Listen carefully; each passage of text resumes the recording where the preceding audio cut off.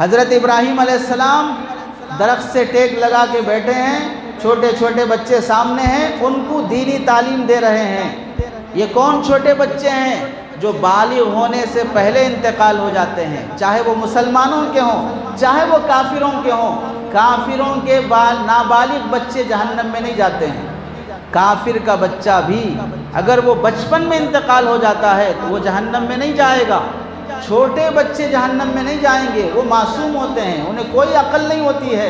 उन बच्चों को हज़रत इब्राहीम अलैहिस्सलाम पढ़ा रहे हैं। यहाँ समझो, छोटे बच्चों को दीन की तालीम देना इतना अहम है कि इब्राहीम अलैहिस्सलाम आसमानों पे बैठ के पढ़ा रहे हैं।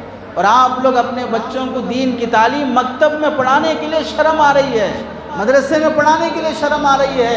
छोटे बच्चों को दीन की तालीम देना ये हज़रत इब्राहीम अलैहिस्सलाम की ज़िंदा सुन्नत है, जो आसमानों पे हज़रत इब्राहीम अलैहिस्सलाम अब भी कर रहे हैं।